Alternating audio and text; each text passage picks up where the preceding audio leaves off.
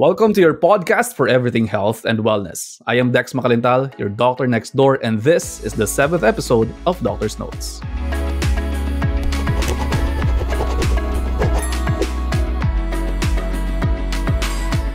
One of the most challenging jobs would have to be that of a journalist. And our guest for today will talk about her experiences and how she takes care of her health despite her busy schedule.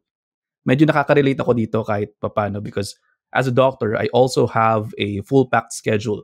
Meron tayo ding weekly documentary show na nag-e-air sa 1PH. Kaya kahit papano, medyo alam natin kung gaano kahirap yung pagiging mamamahayag. What more for our guest na araw-araw nakikita sa TV? Dumating pa nga sa punto na nakakasabay ko pa tong pumasok pero nakakauwi na ako, nakapag-clinic na ako. Pero siya nasa studio pa rin hanggang gabi, nagbabalita at nagbabahagi ng mga impormasyong dapat malaman ng taong bayan. So please welcome my good friend, One News anchor and woman in action, Gretchen Ho. Hi Gretch, kumusta? Thanks for the time.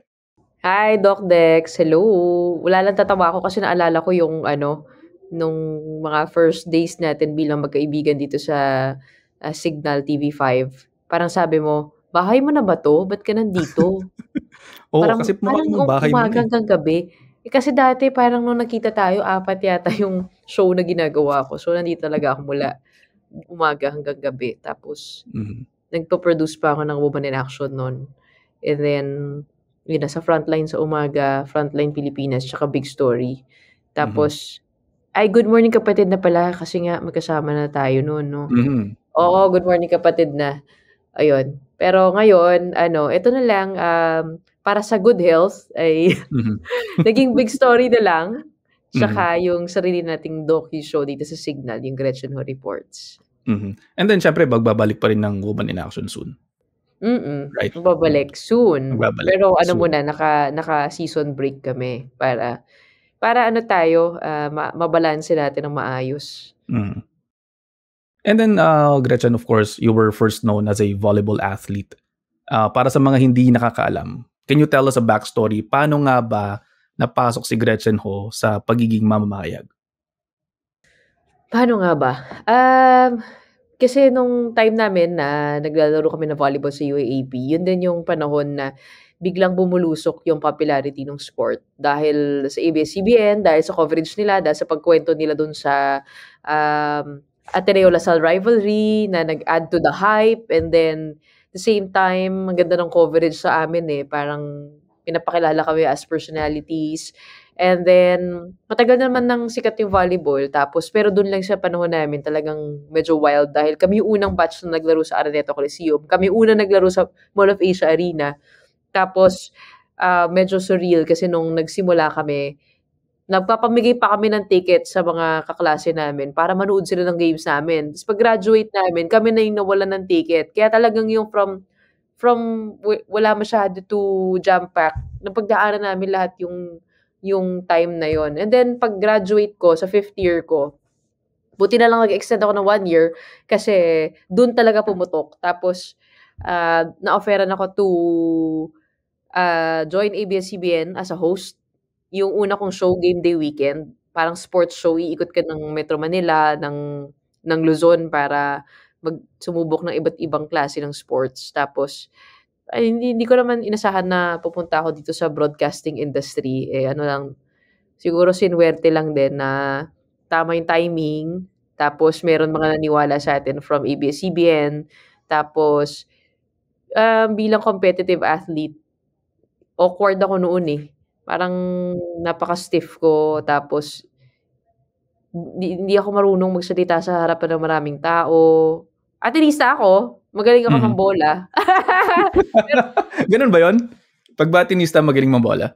Oo, pero ano nga ba? Siguro feeling ko kaya ako napunta dito sa news kasi naturally intense ako and competitive.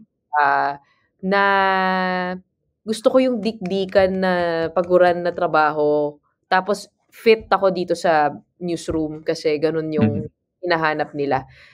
As opposed to show business na hindi mo masiguro kung ano yung formula eh. Kung sikat ka, bukas hindi na. Hindi naman ako sumasayaw, hindi naman ako magaling umarte. May napanood nga ako clip mo eh. Ano pinapanood mo? Basta. Anyway, Ay nako. yung si Gretchen, tsaka yung naka-shades. Naka-shades. Si Kalad Karen. With Kalad Karen. Sa Umaga Kay Ganda. O, di ba, sama ng acting ko doon, di ba? Pero viral. Ewan ko ba viral mga tao. Gusto ng mga tao mga ganun, kalokohan. Pero ngayon, tapos na tayo sa phase na yon, nagseseryoso na tayo. Kaya, wala nang lokohan. Joke lang. Okay, sabi nga natin kanina, dumating sa punto na parang 4 yung shows mo. No? Tapos ngayon, naglaylo ka ng onte, nag-cut down ka ng ilang shows mo. Pwede mo ba sabihin sa amin, what is your typical day like? Typical day? Ngayon? Yes, sa umaga, medyo maluwag-luwag na yung schedule ko. So, when I wake up, usually mga 9, late na ako magising 9. Pagka late ako natulog, mga 10. Tapos, pagising ko, magkakape ako. Ay, sorry. Tubig pala, tubig, sorry. Hindi pala kape. Pinagagalitan kasi ako ni Doc Dex lagi. Bawas-bawasan ko raw yung kape ko. Dahil yun daw yung nagkakos ng mga sakit-sakit ko. Naniniwala ba kayo doon? Hindi kaya. Coffee is the cure to all ills. Kayong mga doktor kayo eh. Pinipili nyo kasi yung yung parang tingin ninyong maiinis yung pasyente ninyo eh, no? Hindi ko rin alam. Sobrang dumat kasi yung kape mo. Hindi black diba? Naman. Black tapos, naman yung coffee ko. Tapos gaano karami sa isang araw? Mga 4. Okay lang yun basta sabi below 5. 5 or below. Normal yun. Na cups? Diba? Tama ba ako? 5 yes, na cups. Below. Oo. Yes, na cups. Pero yung cup mo kasi, gaano ba kalaki yung cup mo? Tumbler. Tapos umiinom ka ba ng tubig? Umiinom na. Dahil nagkasakit na ako. So anyway, nagkakape ako with my mom pag nasa bahay. Tapos kwentuhan kami. Tapos after nun, ay sasali ako sa story conference namin sa One News, mga 10:30. Tapos makikinig ako sa mga balita for the day, kung ano yung mga didiscuss namin. And then, bandang hapon, depende kung minsan may meeting ako. Pag wala, workout ako. Antayin ko hanggang mga 3 to work out. Tapos, doon ko ginagawa yung ibang mga bagay. Kung hindi para sa Gretchen Ho Reports, nagre-research ako ng mga balita, nakikibalita. Tapos, maaga kasi ako, pagkatapos ko mag-workout, which is, kung may time ako sa UP, takbo, bike, kung wala, sa village, kung wala din sa condo, tatakbo. Tapos, after nun, maaga ako pumapasok dito. By 6 o'clock, dapat nandito na ako. 6:30? 6, kasi kailangan na naman mag-research. So, makikinig ako ng StoryCon ng mga 4. Tapos, yun, by 6, dapat nandito na ako para makapag-research ako na maayos at saka malatag ko yung mga itatanong ko dun sa guest. Dahil hindi biro yung big story. Kailangan mo talaga siyang pag-aralan kasi ang gagaling ng mga kasama kong anchor. Tapos, syempre, yung mga top story for the day, diba? Ayun, simple lang naman ang buhay ko ngayon kumpara the past years dahil natuto na ako. Yan. At sabi mo, natuto na tayo, no? Ang dami mong ginagawa, you keep yourself updated every day. Bilang isang journalist, ano yung hindi mo makakalimutan na coverage mo sa show mo ngayon? Halimbawa, itong Gretchen Ho Reports at saka yung Woman in Action. And then, dumating din ba sa point na you were at the lowest of your low in your journalism life? And how did you rise from it? Parang gusto mong pag-usapan yung Kibuloy Alin? Hindi ka. Yun na ba yun? Ano nga ba? One of the more difficult coverages would be yung Kibuloy arrest because it was a very hostile environment when we went there. Wala pa kami ginagawa. Sinasabi na kami ng bias agad. Tapos, sinasabi ko, kinakausap ko yung mga taga-KOJC na parang paano namin kukunin yung side ninyo kung hindi nyo kami kinakausap ng mahinahon, hindi nyo kami pinagbibigyan when we ask for your side, and then you meet us with yung hostility.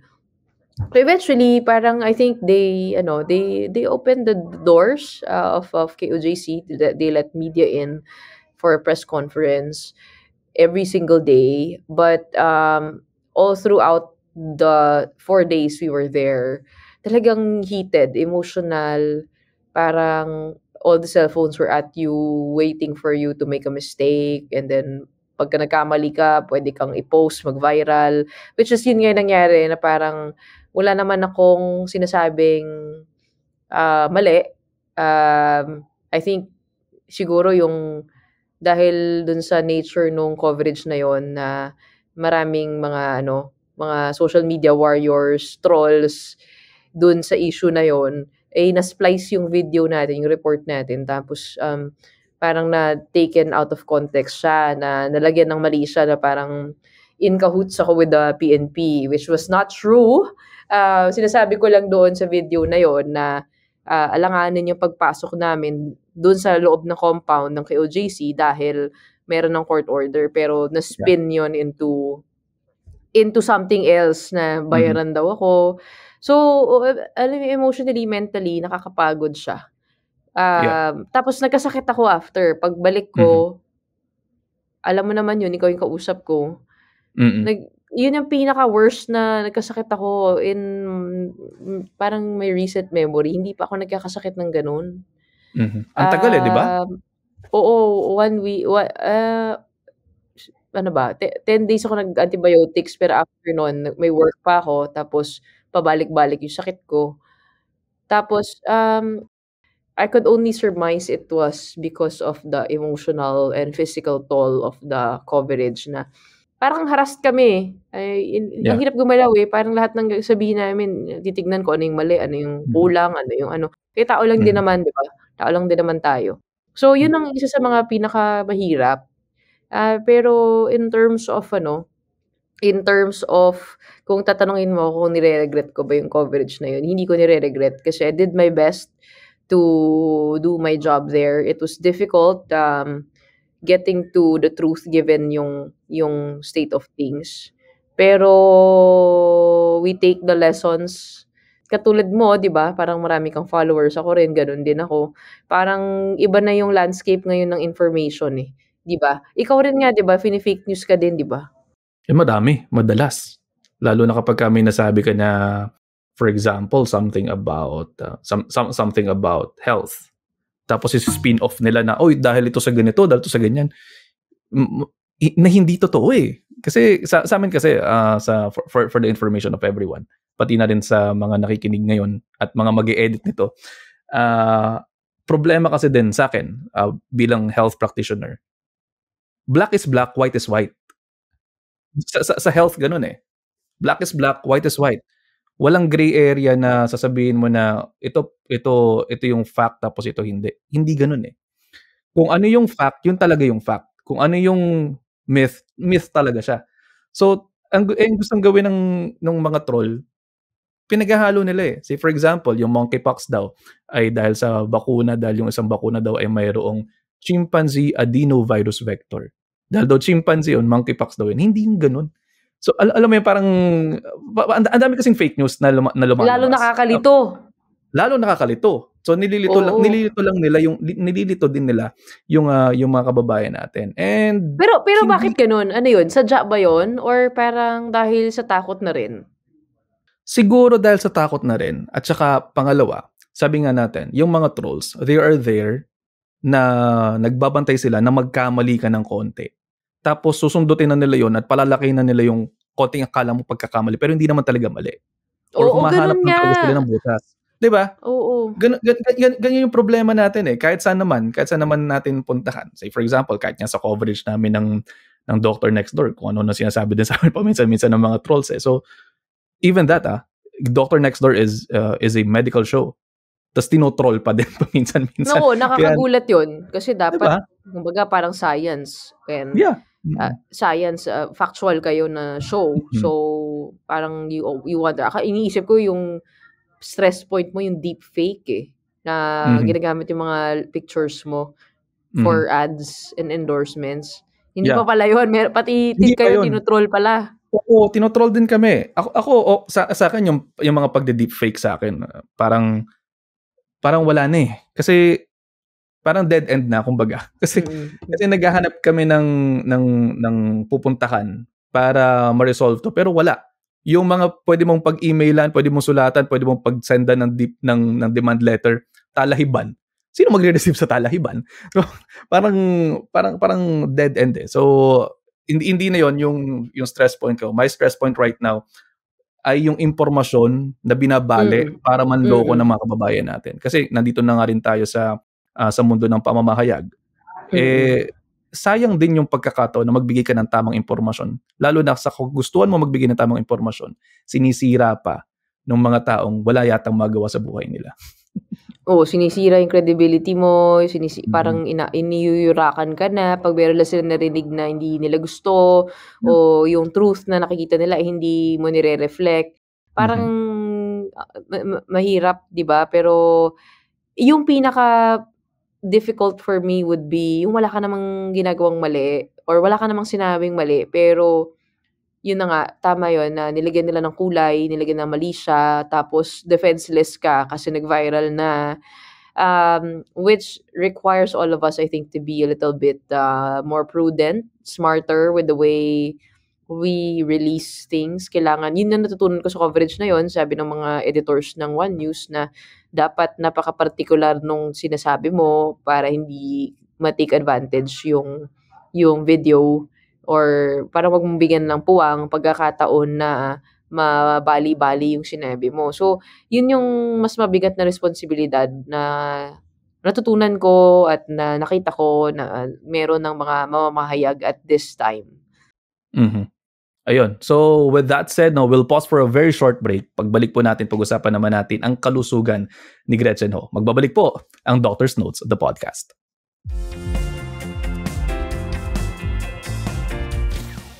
Ang kalusugan ay bunga ng tamang desisyon araw-araw. Pakinggan natin ang kwento ni Juan at alamin ang mga paraan para sarili ay mapangalagaan.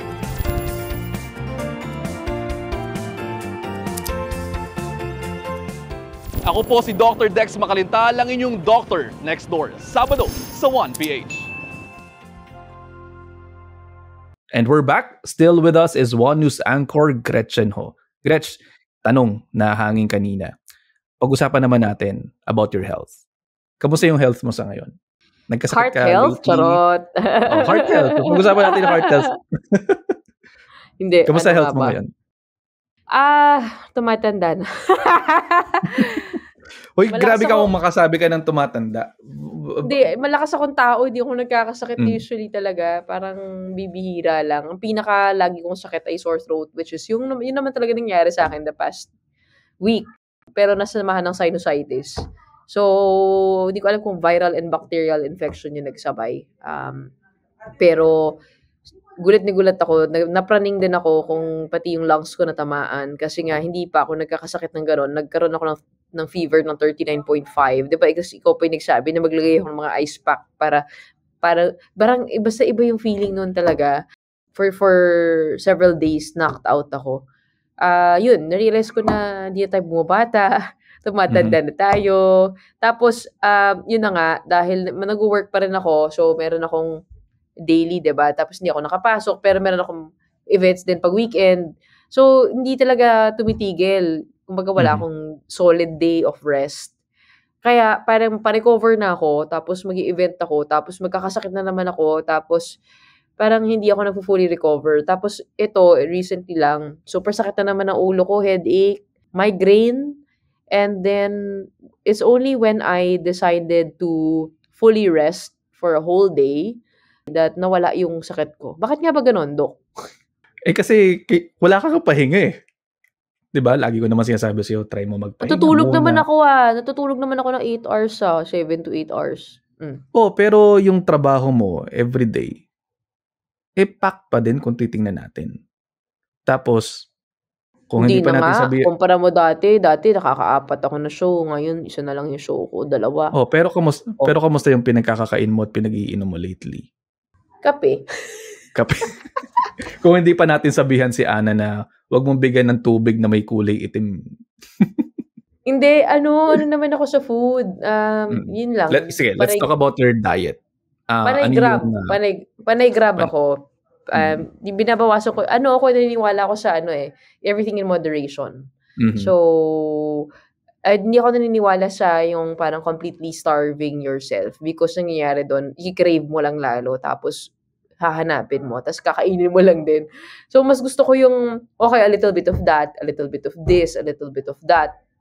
Tapos yun na nga, dahil habang tumatagal natututo na rin ako kumain ng gulay, so kumakain na. Actually, mhm, maraming salamat din sa'yo dun sa mga luto mo sa Good Morning Kapatid. Nakita ko na, uy, ang sarap ng gulay, ang sarap, puwede palang ganito yung luto 'no. Kunwari mhm, asparagus na may oyster sauce, na may mhm, garlic, ang sarap. So, yun na rin yung ino-order ko sa Grab or pagka mhm, may time kami ni Ana, nagluluto kami ng cauliflower na bake. Ay, bini-bake namin yung cauliflower. mm, Tapos ayun, na-enjoy ko yung gulay. Parang feeling ko healthier ako kumain ngayon compared to before. mhm, Hindi ko alam. Kasi, ano lang ako I eat brunch and then kakape na naman sa hapon. Tapos I eat dinner. Tapos okay na. mhm. Mm. Snacks mo? Nagsa-snacks ka? Oo. Ano nga ba? Pagka stress dito sa Unusual opisina, snacks mo? yung crackers na Alin? yung yellow na gano'n. Tawag dun? Ano yun, Lay's? Rice crackers. Rice crackers? Ano yun? Oo, yung nabibili lang sa 7-Eleven, yung meron bilog na may puti-puti tapos Okey. yung gano'n na yellow. Ah, oo. Oo, ang sarap nun, yun. Yun kinakain namin dito. Mhm. Tapos, siguro after ko magkasakit ang nawala sa diet ko ay yung pag-iinom ng alak. Naalala ko dati Parang sabi mo every Friday, 'di ba? oo, Friday yun? pang-relax lang. Oo. O pang-relax. Pero kasi parang isa sa mga cause ng sore throat ko yung pag-iinom-inom Mm, ng wine, kasi matamis. mm. Ano pa? Ano pa Tap yung ininom mo dati? whiskey sour, Hmm, may sugar din. mm, Tapos minsan 'pag trip-trip lang beer. Pero mhm, pang-relax lang kasi nga stress, 'di ba? So, stressful yung mhm, buhay dito. Para lang medyo kumalma, inom mhm, ka ng konti, mga 1 to 2 glasses lang. Pero lately tinanggal ko na. Water na hmm. iniinom ko. Oh, ano? Since kailan ka umiinom ng tubig? Since Parang nagkasakit ako. since nagkasakit ka. So, that was parang 2, 3 weeks ago. Mas tubig na Oo, iniinom mo? parang mas tubig na iniinom ko kasi parang nararamdaman ko nare-relieve din yung throat ko. Mhm, And then, ewan ko parang nung nag-test ako nag-X-ray ako 'di ba, mm, recently, mm. natuwa naman ako dahil parang nakita ko dun sa mga X-ray clear naman. Tama Oo. naman 'no, clear naman yung Yeah, okey nakita mo. naman. Oh, nung una Sabi nagulat ako nung una na may nakita ko yung X-ray mo nung una. Sabi ko, "Hala, may lesion ba dun sa dun sa lung?" Buti na lang reflection lang pala ng ilaw. 'Di ba nagpa-send ako okey. sa'yo ng flat lay na Oo. X-ray. Kasi sabi ko, parang hindi tama yung X-ray niya. Ayun, buti na lang nung finlat lay mo, normal naman everything. Okey, oo. So yun, medyo nakahinga ako ng maluwag dun kasi parang sabi ko, "Uy, buti na lang hindi ako nagyoyosi." Tapos feeling ko kahit papaano inaalagaan ko naman yung health ko. Not the way others would do it, but I mean, hindi ako yung sobrang OC na hindi ako makain ng ganito, hindi ako vegetarian, parang normal lang naman ako. Pero siguro as an athlete nasanay kami, doc, Mhm, na hindi kami nagso-soft drinks. Yun yung malaking tulong. mhm. Buti naman. Kasi oo, sinasabihan kami ng coach namin nung high school na, "Sige 'pag nag-Coke kayo o nag-Sprite kayo, nag-soft drinks kayo, bababa yung talon Mm. ninyo." Tinatakot niya kami. Okey. Mm, So, hanggang ngayon hindi kami nasanay na mag-soft drinks. mm. Tapos yung titignan mo, ang kape healthy naman, Hmm, 'di ba? Antioxidant nga yun, 'di ba? O ano, maniniwala ka, 'di ba? antioxidant naman talaga yung kape. Oo, 'di Antioxidant ba? naman So, talaga yung healthy kape. ako. Oo, buti na lang. Tapos 'di naman ako nagbibisyo. Yung inom Mm, konti lang din. Pero ang na-realize ko yung lately na mahalaga pala yung stress management. Yun I mean, ngayon lang ako na talaga, parang I really have to slow down. Forced by life to slow down. Mhm. Maybe it's good also. Ikaw ba? Nagma-migraine ka rin, di ba? Sabi mo. Madalas ako mag-migraine. Dahil sa stress Pero, ba yan? stress ko. Ang dami ko kasing, sabi ko, di ba? Parang naman tayo ang dami ginagawa eh. Parang, wala nga nung napunta ako dyan, dagdagan din yung trabaho natin, dagdagan din yung stress. Pero, masaya naman ako sa ginagawa ko. Hindi, pero Doc, ang tanong ko, I've always wondered, kasi parang ang dami mong role sa buhay. Bukod sa doktor ka, nagko-content ka online, tapos nagpo-produce ka pa ng show, tapos marami ka pang business na kung ano-ano, tapos inaalagaan mo pa yung pamilya mo, tapos may love life ka pa. Paano mo pinagsasabay lahat yun? Ang hirap nun. Schedule. Naniniwala ako, Gretchen, na naniniwala ako, Gretchen, na gigising ako mga 6:30, 7:30. Anong oras ka natutulog? Yeah. Late ka? Nag-uusap pa kaya tayo late na? Alas 12, ganyan. Alas 11, siguro 6 hours ka lang matulog, no? O 5? 5 to 6 hours. Alam mo, sign ng katandaan yan. Pag 5 na lang yung hours na matulog ka, ibig sabihin matanda ka na. Mas matanda ako sa'yo ng... Mas matanda ako sa'yo na isang buwan at 9 na araw. Pero 7 hours ang tulog ko, hindi 5. Malapit ka na rin mapunta dito sa ganitong sitwasyon. Bata pa ako. Ayun, hindi. Kasi naniniwala ako, Gretchen, for the sake of answering that, naniniwala ako na we all have 24 hours in a day. And I don't really believe in time management. I believe in task management. So, sige, turuan mo nga ako niyan. Paano ba yung task management na yan? Well, so every day, no? So every day, simple lang naman ginagawa ko. Nakasulat ko ano yung gagawin ko. And then I prioritize everything. So, nandun pa rin yung notebook, nandun pa rin yung papel. So, lahat yan, isusulat natin para magkaroon ng tamang, para magkaroon na siya ng tamang as in, handwritten? Handwritten. May notebook ka? Actually, hindi nga notebook, ay papel. Kukuha lang ng papel? Kukuha lang ako ng papel. Magulo akong tao pagka nasa office ko ako. May assistant ka ba? May assistant ka? Wala. Wow. Ako lang lahat. So, yun. Ako rin sumasagot ng emails ko. Wow. Ako rin nagmamanage sa sarili ko. So, yun. Lahat ng yan, ginagawa natin using not actually time management, but task management. So, lahat ng gagawin ko for the day, nakasulat. And then I prioritize. Alin yung top priority dito sa mga to? So, whenever I get to rest, ang pinaka-rest ko was to check the boxes na nagagawa ko sa buong araw. And then, therapeutic sa akin yun, na nagagawa ko lahat sa everyday. Ayun. That's the secret siguro for me handling all of this. Well, ako mahilig din ako dyan actually. Pareho tayo. Doon ako sa checkbox. Mahilig ako mag-tick ng boxes ko rin. Tapos yun ang motivation ko. Pero lately, parang na-realize ko na parang check ng box na parang minsan kailangan mo lang din magpahinga, mag-relax. Yung wala kang iniisip na kailangan mong mapagtagumpayan sa araw na to. Yung tutunganga ka lang. Sarap kaya nun. May ganun din ako. Tama naman. Therapeutic talaga yung pag-check ng box, di ba? Pero ang pag-check ko ng box, gusto kong malaman kung na-prioritize ko ba yung dapat kong gawin at kung tama ba yung pagkaka-prioritize ko sa kanya.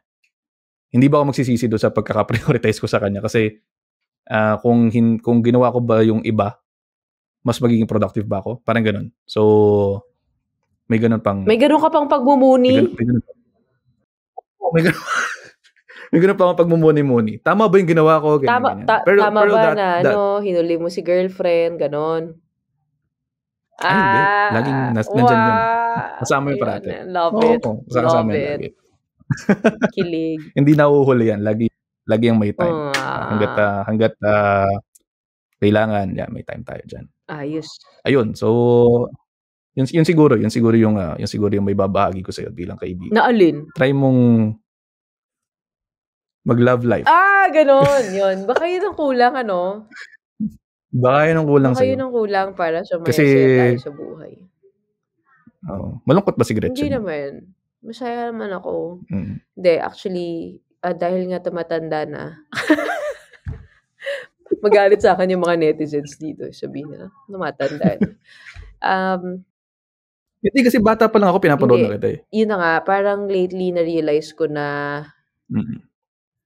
parang lagi na lang akong, woman in action nga ako, diba? So, go-getter. Yeah. Lagi na lang akong may timeline. Like, meron ako for, like, this year, meron akong kailangan kong i-achieve na goals. Nakasulat yon.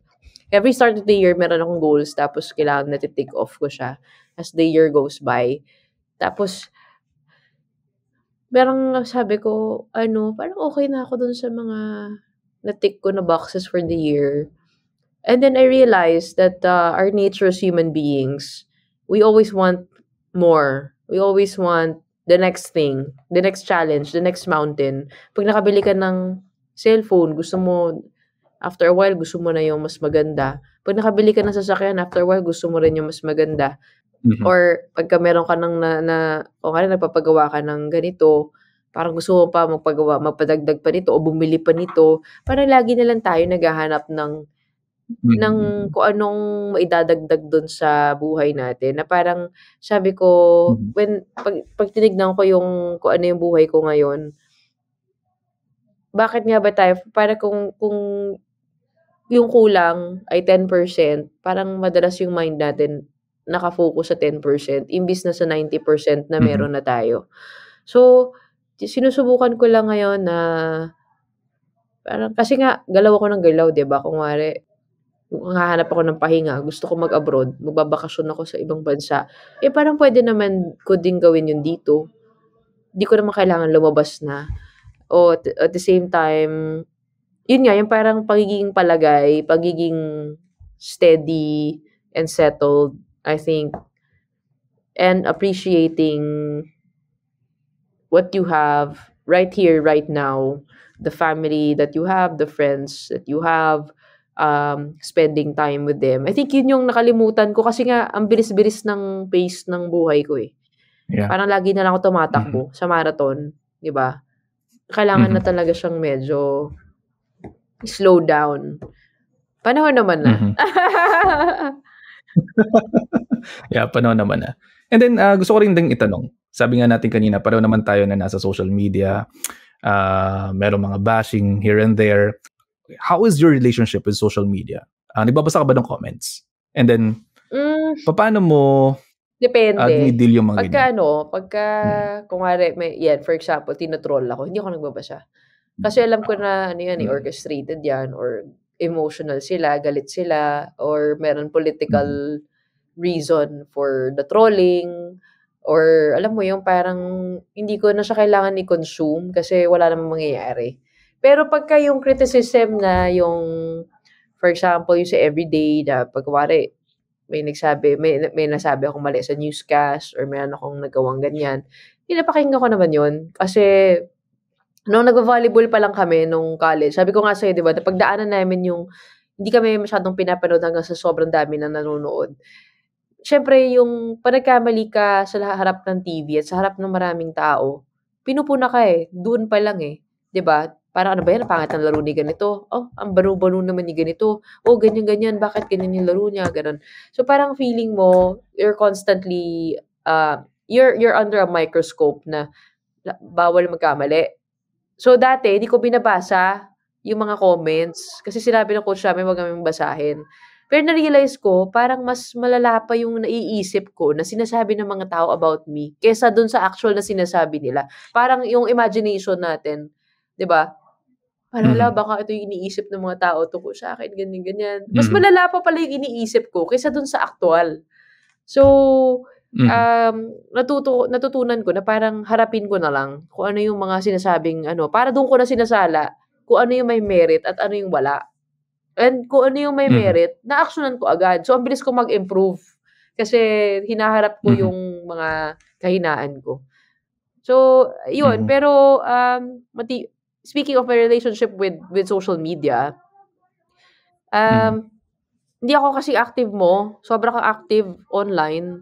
Pero I was once there. Ganun ako ka-active. Yeah. Every day may post. Tapos mag-update ka. Pero parang sa aking pagmumuni-muni, Number one, I'm a very private person kahit na marami akong kino-content noon. Parang talagang mas gusto ko ng protektahan yung inner world ko at yung buhay ko kasi ang hirap din na parang ilatag sa mga tao yung buhay mo. Tapos kahit anong gawin mo, may mga bagay ka na hindi mo maipapaliwanag sa mga tao online because they would have to know you in person, see you in person, talk to you in person. Kumbaga may mga gaps na hindi mo ever mafe-fill by, explaining yourself or telling your life. Madalas hahanapan pa ng butas, 'di ba? So, protective ako of my private life. And yun na yung parang gauge ko of success na dati kung araw-araw ako nagpo-post, ngayon po-post na lang ako 'pag meron akong sasabihing mahalaga or may substantial akong Mhm. maipo-post. Which parang feeling ko kung titignan mo Dex, yung mga super yaman na mga tao sa society, sa lipunan, hindi sila nagpo-post. Mhm. Yeah, wala Wala, talaga. kasi hindi nila kailangan. So sabi ko Mhm. parang dapat gano'n yung goal Yeah. ko na yung career Mhm. ko at yung pagkatao ko, hindi nakadepende sa online presence ko. So kaya rin ako Mhm. siguro nag-move from social media influencer life to journalism Mhm. because now, yung body of work ko, the stories that we do, the episodes that we do, yun na yun, those Mhm. speak for for my career, 'di ba? Parang it shouldn't Mhm. be my personal life na nakabalandra. Instead, mas gusto ko magkuwento ng kuwento ng ibang tao.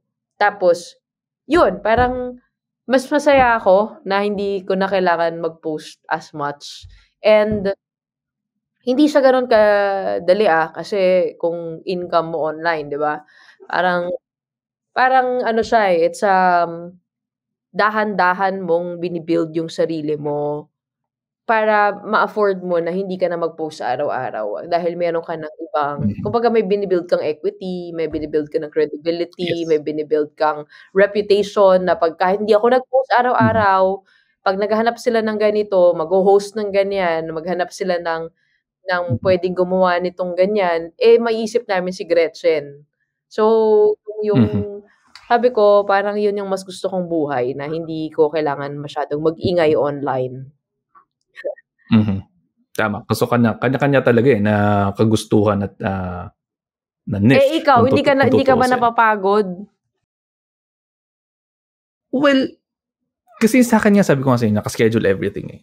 So, yung shoots ko kasi kung titingnan mo, na if you follow me for 1 month, makikita mo na yung shoots ko naka-segregate. Say for example, yung shoots ko nung lahat na lahat na napapanood mo online. Lahat na nakikita mo online na everyday may post diyan. Lahat yan na-shoot ko ng 3 hours lang sa loob ng isang buwan. Wow! So, gano'n siya. So, na-shoot ko na siya. So, akala mo lagi akong gumagawa. Hindi. Lahat yun, na-shoot ko na siya sa loob ng 3 oras, sa loob ng isang buwan. Tapos yung editor kong si Migs, siya na yung Wait, bahala wait. So mag-post niyan, mag-edit niyan. isang araw lang for 1 month worth of content? Yes. Wow! Gano'n siya. So, kasi everyday, I write 1 to 2 scripts. 1 to 2 scripts on health. Mm. May sinusunod akong calendar. Alin yung sa tingin ko magiging beneficial for my viewers for this day, for this yung looking for the next month. Say for example ngayon, we're shooting this on September 26. So yung content ko for October 1 hanggang October 30, nasulat ko na siya September 1 to Hindi, paano 26. kunwari may mainit na issue, which is minsan nagko-comment ka ng mga Ayun, gano'n? saka ka lang gagawa. Saka lang ako gagawa. So yun yung breaking, kumbaga Wow, sa news, balita, may breaking breaking point. news. Parang gano'n. So, halimbawa, pumutok yung monkeypox. So, saka lang ako gagawa nung ano na yun, nung content na yun. Pero matatabunan niya Oo. yung dapat for that day, for example. So, parang yung content na nakalatag na siya since last month, parang gano'n. Tapos, sinulat ko na yun. Tapos yung shoot nun, sinusulat ko kasi yan mga 20-30 minutes a day. So, yun yung ginagawa ko for every day, 20-30 minutes. Tapos devoting for sabay nire-research mo yung topic, gano'n ka? Yes, sabay-sabay yun. sabay research on topic, ganyan. Mm. And then, ano lang naman yan 1 minute, 2 minutes lang naman yung content And then, ginagawa ko, at the end of the month, or towards the end of the month, shoot ko na yung 45 videos. Ano yung unang video So, na 45 shoot mo? videos. Pinakauna? Tungkol saan? Pinakauna, tungkol sa sarili ko. Pangalawa? Yung Pangalawang unang-una video? Yung pangalawa, tungkol sa itlog. Bakit? As in itlog. Kasi, may isang artista na gines natin minsan sa Good Morning Kapatid na sinabi niya na itlog lang ang kinakain niya. Tapos, since nutritionist ako, natanong ako ng isang commenter. So, ginawan ko ng content yung tungkol dun sa itlog. Tapos nag-viral? And then nag-viral siya. Nag-viral siya. 1 million views agad siya. So, dun napasok yun. Dun ko na-break yung Doon mo naisip yung na pwede mo gawin yun? Gawin ng content creation? Oo, doon ko naisip na pwedeng gawin yung content creation. Nasa itlog. Parang nasa itlog palang yaman. Nasa itlog.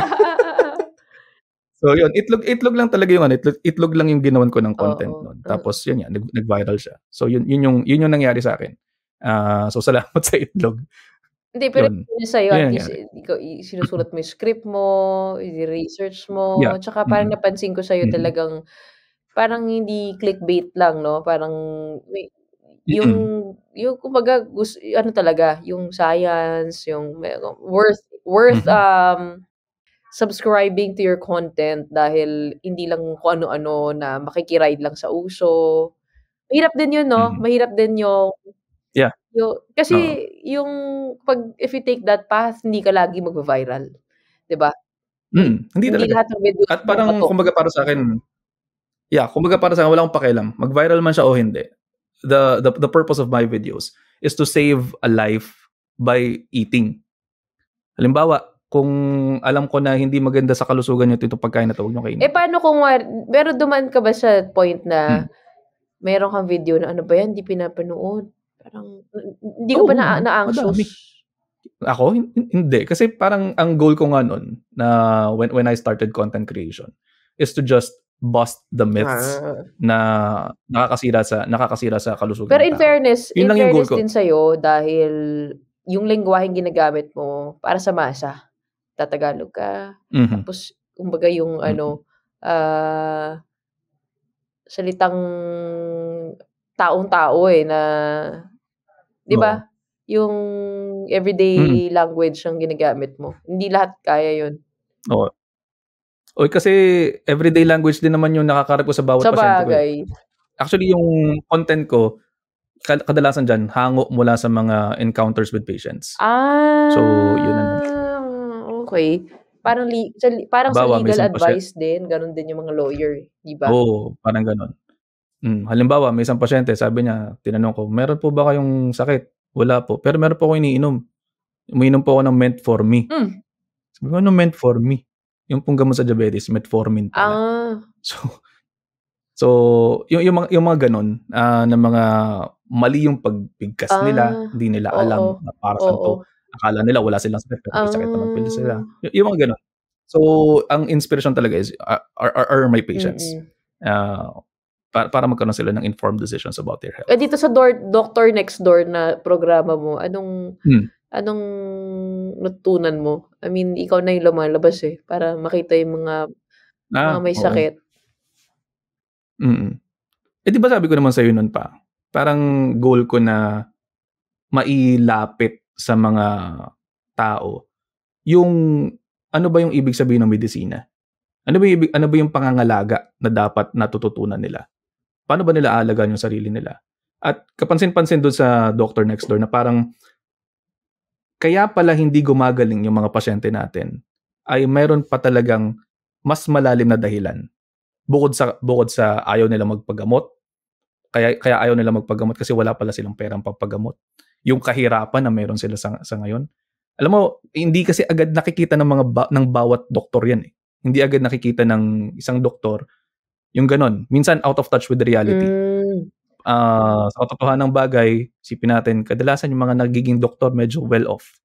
Pinapagalitan pag hindi umiinom ng gamot, tapos yung pala, walang pambili ng gamot.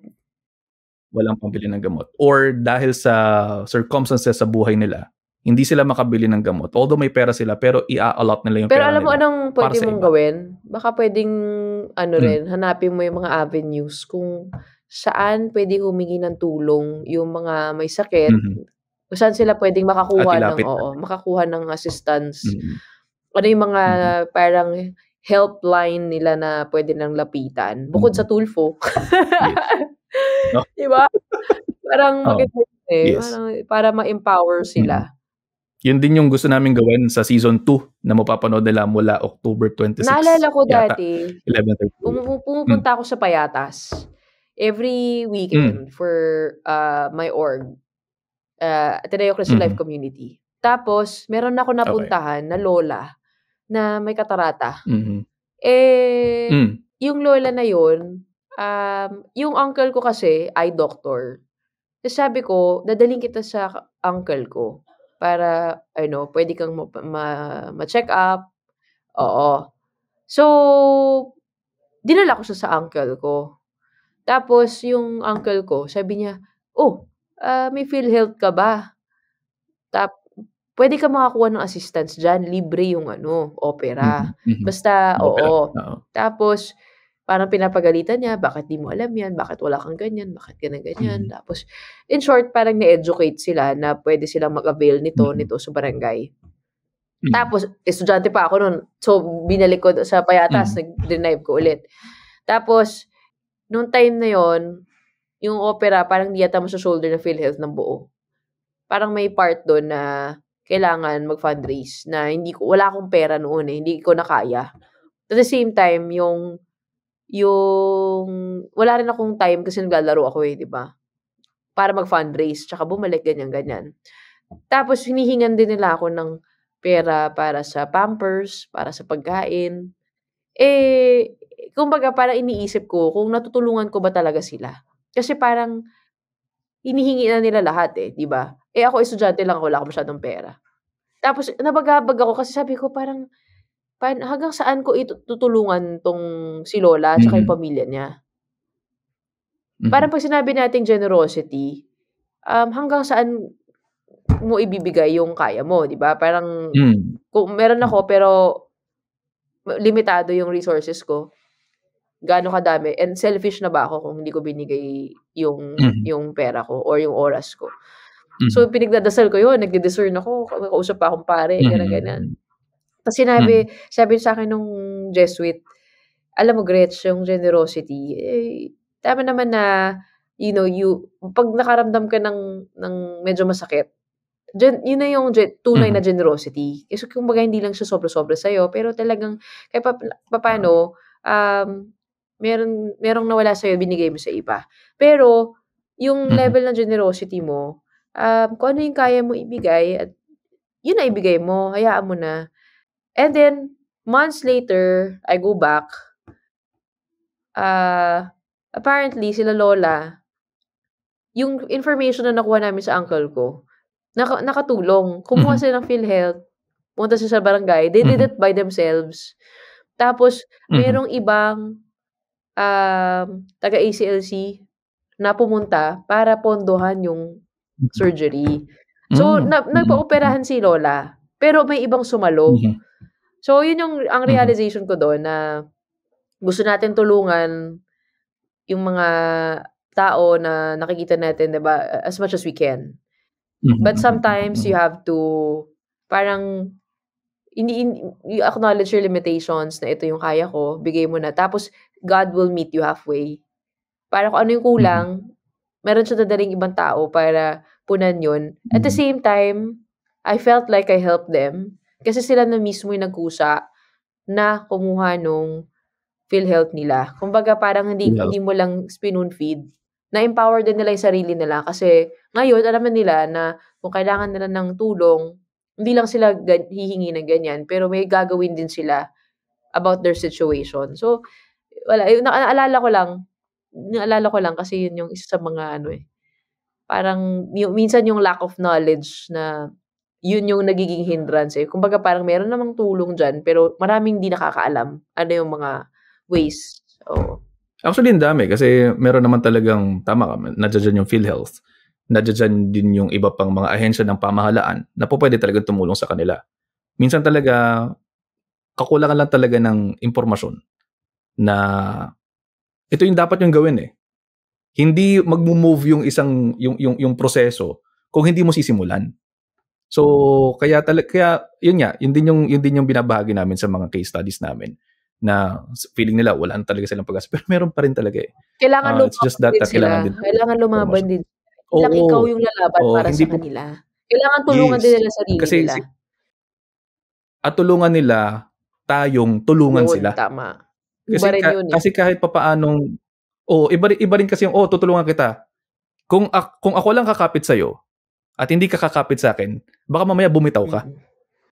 Diba parang kaya ang hirap eh. Parang yung mga tao na sinasabi na hindi nyo naman kami natulungan kasi hindi nyo naman binigay ito, hindi nyo binigay yan. Mabibigay po namin to kung matutulungan namin kayo kung tutulungan nyo rin kaming tulungan kayo. So kaya makinig sa doktor, no? Oo, makinig sa doktor. Diba? Huwag matigas ang ulo. Binigyan ka na Pag ng sinabi mo reseta. sa laboratory. Binigyan ka ng reseta, bilhin mo na yung gamot, inumin mo. Tama. Tapos binigyan ka ng request, pa-x-ray mo. Hindi yung mag-aantay ka pa na dilaw na yung plema mo, green na yung plema mo. Diba? Okay. So, we're nearing the end, no? Ito, siguro, inaantay din to ng mga marites eh. Hindi ko alam kung sasagutin mo to. Bahala akong sasagutin mo. Kung hindi naman sasagutin, edi ika-cut down na lang ni F. Hinihintay to ng mga marites, Gretch. Meron ka daw bang love life? Wow! Bakit sa tingin mo nandito pa ako ng oras na 10:25 p.m.? 10:25 p.m. Inaalagaan ko ang aking puso. Gawa ng aking relasyon namin ng Panginoon. Wala nga. Kaya kailangan mag-slow down eh. Kasi parang kailangan ko lumabas. Kailangan natin, to be out there. Dahil masyadong sub-sub sa trabaho na parang hindi na... Usually, pag pagod ka na, di ba? Parang wala ka ng ganang lumabas. Tapos, at the same time, yung circles ko go around here. Then, pag may story tayo sa labas, di ba? Trabaho lang naman din ginagawa. Kaya, so, getting there, tingnan natin. Malay mo, magkaroon. Pero, parang di ko naman parang gusto natin yan, pero kung wala, hindi natin pipilitin. Masaya naman ako mag-isa. So, nandiyan naman yung mami ko. Ikaw naman? Ano pa yan? Tsaka nandito naman yung mga kaibigan mo. Pag wala pa. Pag ayaw pa ni Lord. Pero, pag, yun kasi, pag nakatadhana sa'yo, kahit ano pang paghihindi o pagtatanggi o pag-iwas na gawin mo, dadating din yan sa harapan mo. Diba? Naniniwala ako doon na parang if it's meant to be, it's meant to be. Pero kung hindi meant to be, kung hindi kayo meant to be, ang daming harang, ang daming balakid, ang daming sakit sa ulo. So, ayun, tingnan natin, malay mo, malapit na. Dilig eh. Anyway, tama naman. Meron dapat akong isang sasabihin eh, pero nakalimutan. Alalahanin mo, ano yun? Alalahanin ko love advice. Love advice? Ano? Love advice? Hindi siya love advice eh. Naalala ko, also for the information of everyone, we tried to have a show sa radyo. Oo nga. Diba?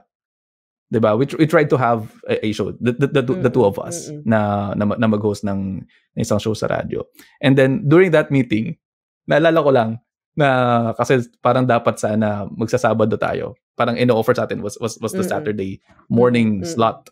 And then, naalala ko sabi mo, paano tayo makikipag-date? Sinabi ko ba yun? Wala tayo Friday. Oo, sabi mo, paano tayo makikipag-date? Wala tayong Friday Inaasar lang night. Kita. Naniwala ka na ba? Inaasar mo lang ba ako? Akala ko dating ka na nun. Hindi. Oo. Lang kita. Asa ka naman?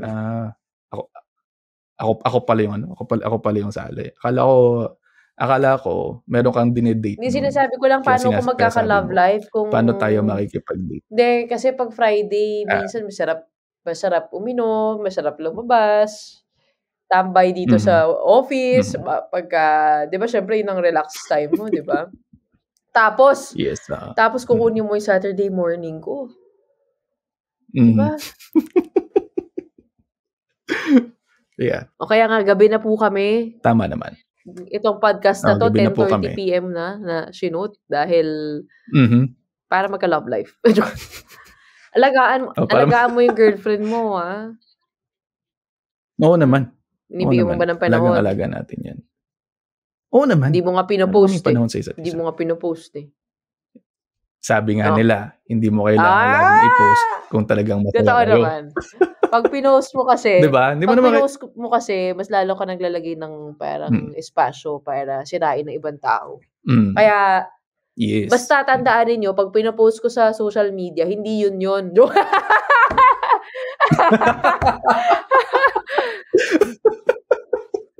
Ay Kasi kung naku. yun Okay, yung last question. protektahan ko, oh, 'di Oh, ba? tama, tama, tama. Okay, last question, Gretchen. Kasi 10:30 na. Last question. Hmm. You are very goal-driven. So, what are your goals sa ngayon? Personal, career-wise, o ano pa ba ang gustong maabot ng isang Gretchen Ho? Ah, gusto ko mag-aral. Gusto ko mag-aral ulit, sa ibang bansa. Gusto ko mag-aral ng masters. Di ko alam kung kailan ko gagawin yun, pero isa yan sa mga goals ko. Kasi I've always wanted to study abroad. Probably on Mhm, sustainability dahil pumapasok na ako ngayon sa farming, sa solar, wanna learn mhm, more, and then I wanna help people.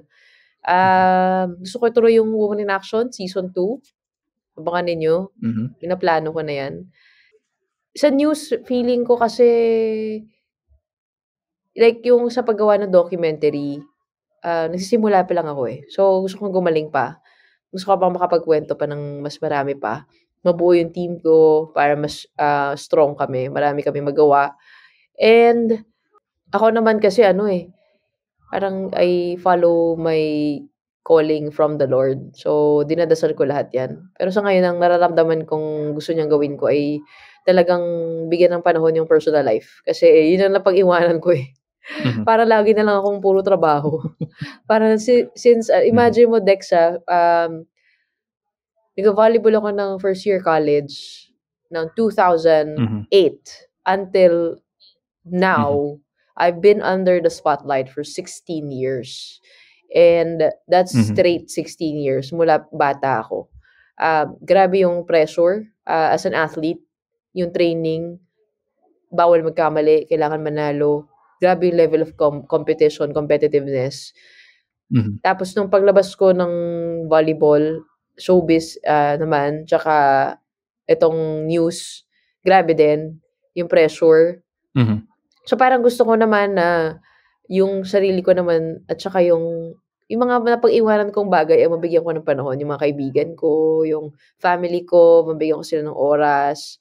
Tapos gusto ko magbasa ng libro. Ang sarap, gusto ko magbasa ng libro talaga. Tapos gusto ko lang manahimik.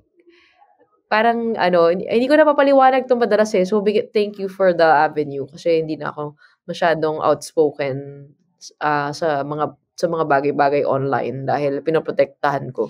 Parang gusto ko naman bigyan ng panahon yung sarili ko dahil yun na nga yung mhm, napabayaan ko for the past years. And I think when we talk about health, so we're talking about health, importante sa akin parang lagi akong may constant self-check kung masaya ba ako sa sarili ko bilang tao.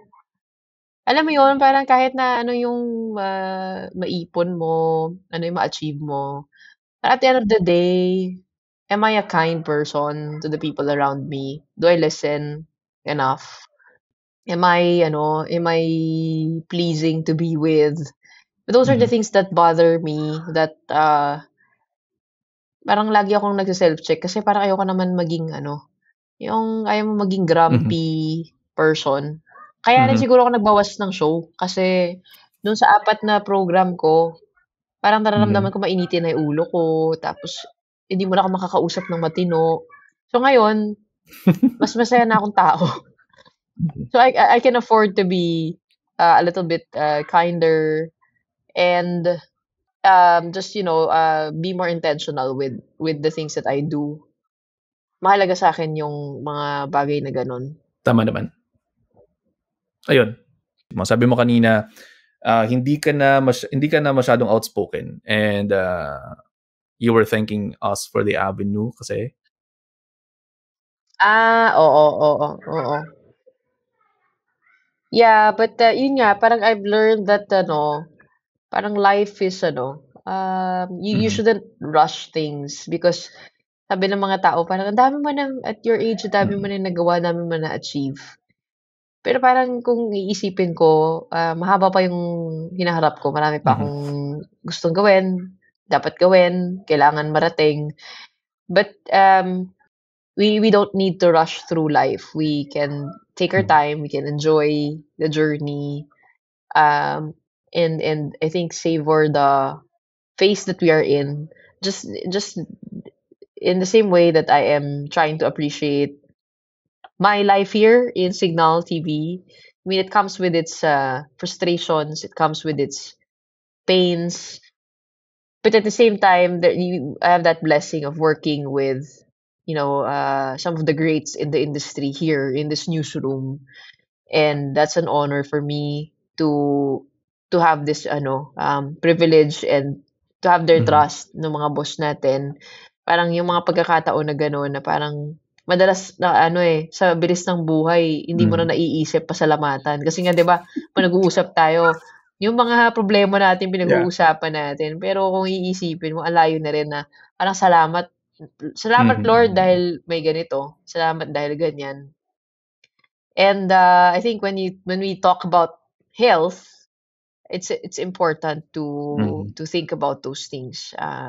It's not just parang yung being mindful, being kind, having peace of mind, I think is the ultimate measure of health for me. Having peace of mind na nakakatulog ako ng mahimbing, na alam kong I tried my best to be a good person. Hindi naman sa parang perfecto tayo, 'di ba? Marami tayong mga pagkakamali sa buhay.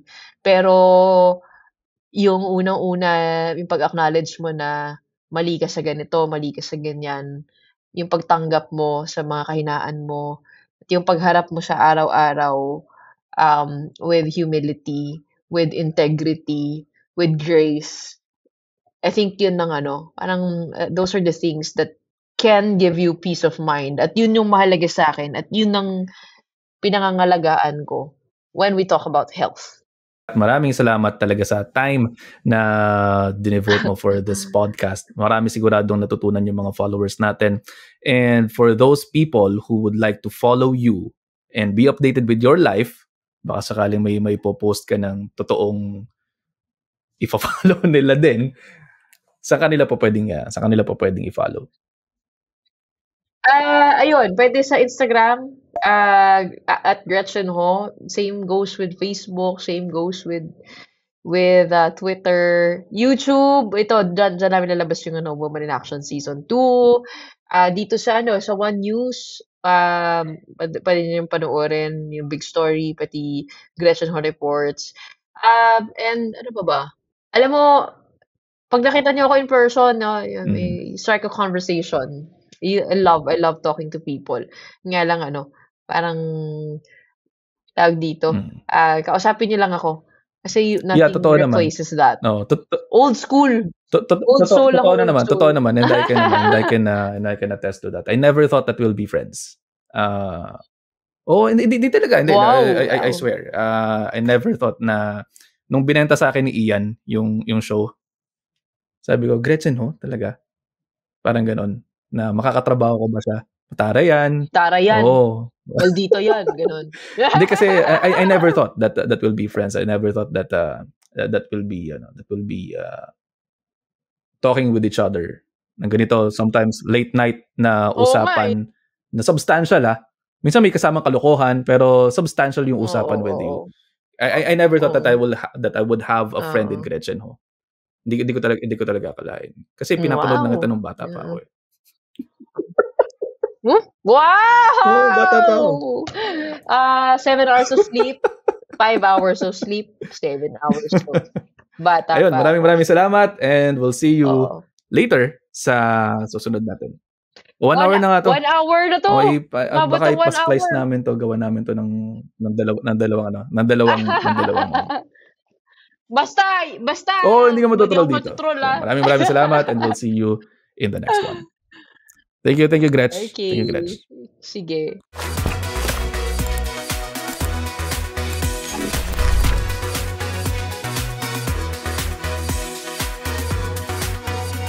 And it's time for us to answer your questions dito sa segment nating Ask Doc Dex. So sagutin natin ang mga katanungan na inyong pinadala sa ating social media accounts. Unang katanungan, ano ang ibig sabihin kung mataas ang LDL cholesterol? LDL cholesterol or bad cholesterol, ito po ay risk ng pagkakaroon ng sakit sa puso. Maaari kasi na magkaroon kayo ng pagbabara kapag meron kayong mataas na LDL cholesterol. So, ang gusto natin gawin dyan ay mapababa natin yung LDL less than 100 or even less than 70 para nang sa ganoon ay mas maging maganda po ang ating risk stratification. Mahirap kasi na magpapasurangga kayo sa inyong mga kalusugan at hahayaan nyo lamang na tumataas yan ang inyong LDL cholesterol. Component din kasi yan ng inyong total cholesterol kung saan dapat ay hindi tumaas ng 200 milligrams per deciliter. Kapag nakita po ninyo sa inyong mga APEs or annual physical examinations na tumataas ang inyong LDL cholesterol at ang inyong total cholesterol mismo, magpa-check up po kayo sa inyong pinagkakatiwalaang mga doktor upang maabisuhan kayo kung ano ang dapat kainin at kung ano ang dapat ninyong mga iniinom na gamot, hanggang kailan nyo dapat inumin ang gamot, at kung meron kayong mga side effects na mararamdaman, bumalik po kayo sa inyong mga doktor. Ayos. Number 2, tips para makatulog ka ng mas mahimbing. So darito yan. So kinakailangan kapag po kayo ay nahihirapang matulog, alamin natin yung dahilan kung ba't kayo nahihirapan matulog. Kayo po ba ay ihi ng ihi o bumabangon kayo para umihi kapag kayo ay nasa kalagitnaan ng inyong pagtulog o gabi na? Maaari kasi ang nocturia ay dulot din ng maraming sakit. Sa kalalakihan po pwedeng nagkakaroon kayo ng paglaki ng inyong mga prostata, at sa iba pang mga tao, no, babae man o lalaki, pwede po na nagkakaroon din ng diabetes, no? So yung diabetes kasi ay mayroon ding sintomas na tinatawag natin na nocturia, na kapag kagabi iihi kayo, kaya nga siya tinawag na nocturia. So kapag gano'n, magpatingin kayo sa inyong pinagkakatiwalaang mga doktor din at para mabigyan kayo ng gamot. Pero kung wala naman kayong mga sakit, sigurado kayong wala kayong sakit, nagpa-laboratory na kayo, nagpakita na kayo sa mga doktor ninyo at na-diagnose kayo na normal, no? Maaari po na kinakailangan nating maggawa ng tinatawag natin na wind down routine at ng inyong wake routine. So kinakailangan ma-establish natin yung circadian rhythm ninyo o yung sleep-wake cycle. So ano yung wind down routine? Ito gagawin nyo to every day na kayo ay matutulog, no? Or every night na kayo ay matutulog. Maaari ang simulan niyan ay magbukas kayo ng electric fan or ng air conditioning units ninyo, mag-lie down kayo ng inyong mga kumot, no? And then gawin niyo siyang routine na ito ay gagawin niyo every day or every night bago po kayo matutulog. Isarado niyo yung bintana o isarado po ninyo inyong mga kortina, maghigit ng kumot, umiga, no? Magkaroon po kayo ng meditation routine, maaari po niyong gawin 'yan. Kinakailangan parehas din po yung oras or parehas din yung oras ng inyong pagtulog at paggising sa bawat araw at sa bawat gabi. Ito yung tinatawag natin na wind down routine at ng wake routine. Iwasan nyo din po ang pag-inom ng kape, no, more than around 2 p.m. or 1 p.m. kung hangga't maaari, dahil maaari po nakaka-disrupt din ng sleep-wake cycle ninyo ang inyong mga caffeinated beverages. At yun ang ating ilang tips para makatulog kayo ng mas mahimbing. Itong isang tanong na to, no, hindi ko alam bakit tinatanong to, pero sige, sagutin natin. Ilang taon kayong nag-aral para maging doktor? Okay, sagutin natin to. Very, very personal naman. Depende kasi sa isang tao kung ilang taon kayo mag-aaral bilang doktor. So sa aking kaso, 5 taon ako sa pre-med course ko kasi po ako ay shifty. Tapos yun nga, may binagsak pa akong isang course. And then shifty ako from agriculture. And then I went into BS Nutrition. So for 5 years, pre-med ako, and then I took the board exam. And then after that, no, nag-aral ako ng 4 na taon ng medisina at sa ika-5 taon, ako ay nagkaroon ng postgraduate internship. So yun, kumbaga suma total 10 taong nag-aaral yun. Plus meron din diyang residency training. So right now, I'm doing residency training ng family medicine. 4 na taon din yun. And then kumuha rin po ako ng lifestyle medicine, no? Sa halos 1-2 taon din yung ginugol natin diyan, kasama yung mga examinations.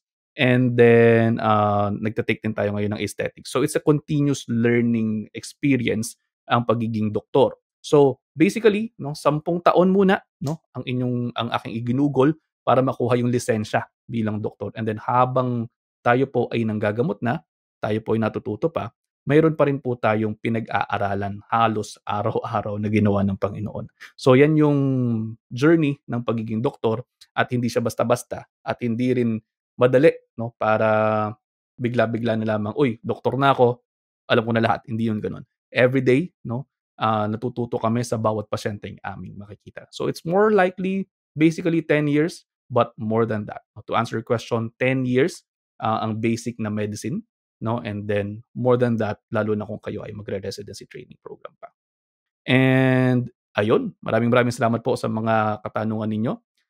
This portion is brought to you by Organic California. For more information, visit their website at www.organic.com.ph.